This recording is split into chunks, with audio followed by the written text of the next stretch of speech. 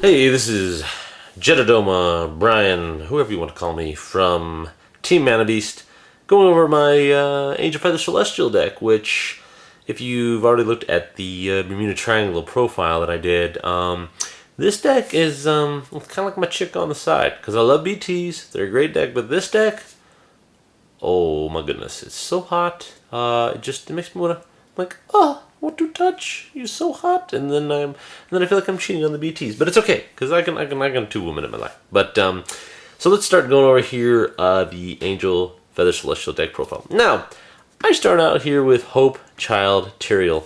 Again, everyone uses Pineal. It's a technical better card in some people's opinion. I totally disagree. Pineal's effect is I'm able to take a card from my damage zone and call it to the rear guard, and then take the top card of my deck and put it into my damage zone. Now that's cool and all, but I found this one to be much more flexible with the Celestials. Her ability is, of course, she's a Forerunner. I can call her rear guard if someone rides over, but her other ability is I can counterblast one, take one card from my damage zone, put it in my hand, take one card from my hand, and put it in the damage zone. Oh, and what do you know? Celestials are kind of important to have a key card in their damage zone, so this would kind of be important. Plus, she's good for fishing stuff out of the damage zone that I need. Like if I'm grade locked, I'm like, hey, I need that too, boop, or hey, I need that three. Grab it out of there, and then I'm able to do that really easily. So she's amazing, and I'll kind of show you when we go into a little bit more of the strategy behind the deck, how this works. All right, so the trigger lineup. I'm actually kind of running an interesting trigger lineup. We're going around with it, and it seems to work pretty well. So we're going to run with a total of 5 crit. We've got the Hotshot Celestial Samyaza. Yes, I think you're saying Samyaza. And then only one of the Critical Hit Angel. She's the one you put in a soul. You're able to get 3,000 in the Angel Feather. Again, trying to run as pure of a Celestial build as possible because of the Celestial Counterblasting and the also Celestial Boosting. And then I'm going to run 3 of the Celestial Landing Pegasus, which is the Celestial Draw trigger, and 2 of the Fever Therapiness. And I know, y'all are saying I should be running another one of these Celestial Draw triggers, but this is just stupid good. Like when I'm doing a lot of my damage trading out, if I have this in my hand, I'll throw this in my damage zone because it turns this useless draw trigger into a 3k boost for the Vanguard, which is just, I don't know, I found it very, very, very helpful, and so I put 2 of those in there still. So that's 5 draw there. Of course, 4 heal because, Angel Feathers are awesome. They can recycle their hair triggers, which is great. I don't use the Celestial heal because, again, I would love to recycle these instead of keeping them in my hand. And then I run 2 stands, like kind of a tech almost. I treat these as stands, and I'll use them as stands, but they're almost like separate cards because these are the Happy Bell Nociels. They allow me to put this into Soul, and then I can take 1 card from my hand into damage zone, 1 card from damage zone into my hand. So again, this is good since my Vanguard or my rear guards get really big, but this is also good just to, again, damage manipulation and trying to get this deck running as good as possible. I want as many cards to a degree to try to get my Zerachiel, my boss monster, which we'll talk about later, into the damage zone. Now, let's talk about grade 1s. So, you're going to think I'm a broken record here. But I'm going to say, hey, what do you know? How about we do, 4 perfect guards? Because, 4 perfect guards are needed. And they're always needed. 4. Don't question it. Do it. And then we're going to go here with the, I would say, next most important one in the entire deck. Underlay Celestial. Boop. Hesediel. Yeah, Hesediel? I just called Underlay Celestial. Yeah, I know. I'm totally butchering the pronunciation of these cards. So her ability is during your turn, if you have a face-up card named Solidify Celestial Zerachiel in your damage zone, this gets plus 3k. So it's a constant 9k booster if you have 1 card in your damage zone, which is awesome. And then as we go later in the strategies, we'll talk about how she's even more awesome. Probably the best card in the deck. Best rear guard in the deck. I'll say it. Best rear guard. I just said it. That card right there. And then we're going to go with 4 Marking Celestial. Oh gosh, I want to butcher this. Arabhaki. Arabhaki. Yeah, whatever. She's our grade 1 10k attacker. So I can attack with her and she's 10k, but she can also be a beautiful 13k attacker later in the game, which we'll go over with. And then the other grade runs I run are 2 Battle Cupid Nociel. She, or he, pardon me. This is essentially our special card. If I guard with it, I can then take 1 card from my hand and put it in the damage zone. And I can't tell you how many times this card is just totally saving from getting great luck. Because I see a grade 3 in my damage zone, I go, oh, guard, hey, boop. I'll take that out, I'll have it in my hand. And again, that's during their turn, I'm guarding. So let's say I was at a 2 and I needed a 3, guard with that, get my 3, and then I'm no longer grade locked. Cool card, and I can't wait for the Celestial version of that to come out. Grade 2s, we're going to go here with 4 Essence Celestial Becca. She is our 10k attacker, but she can also become much bigger because we're Celestials, and we get bigger. So there's that. And then we have 4 of our Wild Shot Celestial Raguel, Aguilera, Christina, whatever. She is our 9k, 12k attacker if we have a Vanguard with Celestial in its name, which is pretty good. And then she bumps up even bigger. And now we're going to move on to probably the second most important card in the deck. I know, I got so many important cards, but here she is. Candle Celestial Sariel. She is stupid important for this deck. Not so much of that 4-3, seems like enough. Her ability is I get a Counterblast 1. I get to check a card from my deck, pull it, any card I want, and put it in the damage zone, and then put a face-up card into my drop zone. So it's pretty nice because, you know, I get a chance to get my Zerachiel boss monster as soon as possible into my damage zone. So it's just a must-needed card, and it's awesome for other Ancient Feathers, but it's great for this one.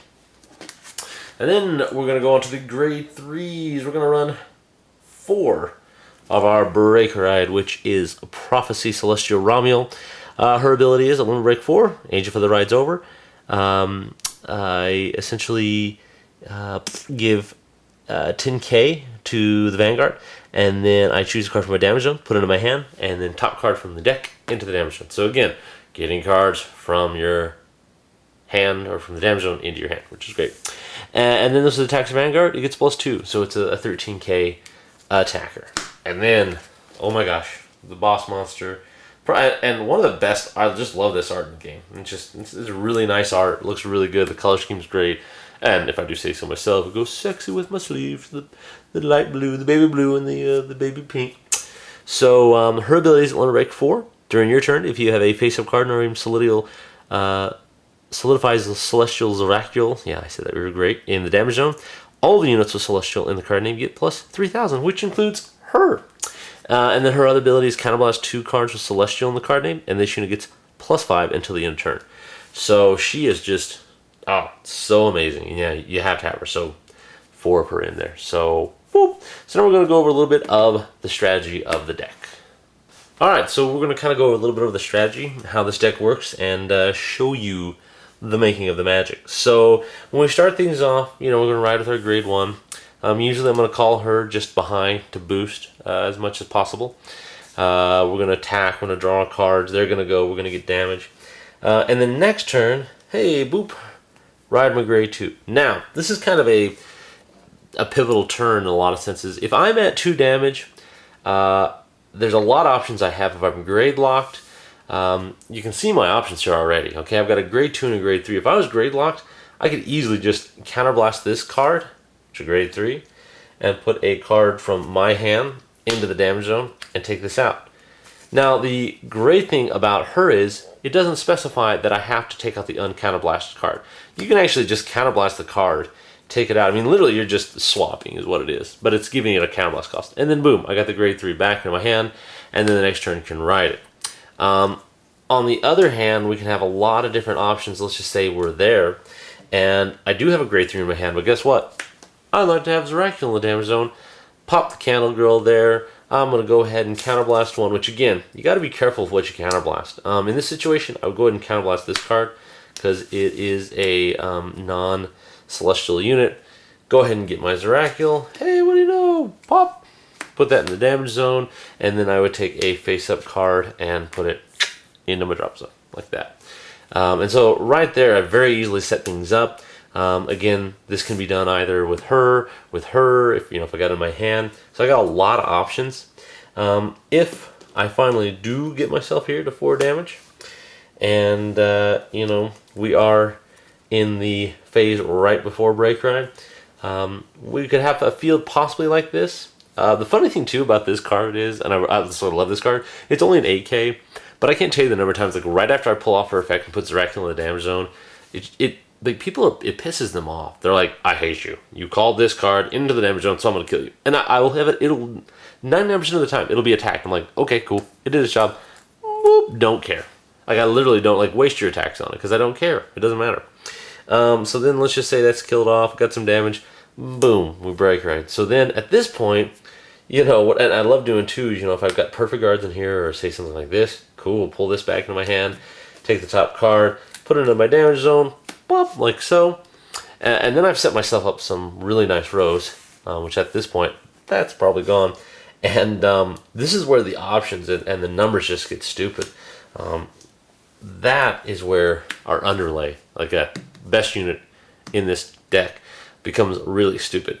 It's a grade 1 that gets a bonus here. So this card says, hey, you get +3 for all Celestials on the field. So it gets a 9k. But then this card has its own effect to say, hey, I get +3k if I have Solidify Zerachiel in the damage zone. It's a 12k booster. This here is a 10k attacker. But again, it also gets the bonus here because this card here says you get a 3k if I'm here. 13k attacker, 12k backer, 25k row. It really hurts. And if of course you have other cards such as this, and I want to tell you, this is like your bomb diggity rows right here. Like if you can run this, you are just the man. You are the man. Yeah, this is just like you've won the game. You have won the game. 27k, because again, she is 12k, and she gets the bonus here, +3, so she's 15k, boosted by a 12k, so 27k row, 27k row, and then this here, of course, gets the bonus, so it's a 26k row. So, funny enough, your rear guards are going to hit higher numbers than your Vanguard, which is just stupid funny. The other good thing about the Celestial draw triggers, and I can't tell you how many times I use this. If I get this in my hand and I don't want to use it, I can put it on the field because it is a Celestial. It does get the 3k boost, so it's an 8k booster. It's just like free 8k booster. It's a draw trigger that becomes an 8k booster. And to your Vanguard that's already going to be at 14, 22k rows. So that's where, again, this deck has a lot of options. And, your rows can differ all the time. Here's a 10k booster, so that's 25. I mean, you just have options for days, and that's why I love it. This deck, late game, just gets so stupid and so big, and that's why I love it. You got to be careful with Narukami and Kagero because they retire things, but again, meteor hand right, meteor damage zone, and this deck is, I would say, one of the more powerful decks in the entire meta as far as the English right now. So I hope you enjoyed the deck profile. If you got any questions, comments, let them know, put them in the comment section, and we'll see you again next time.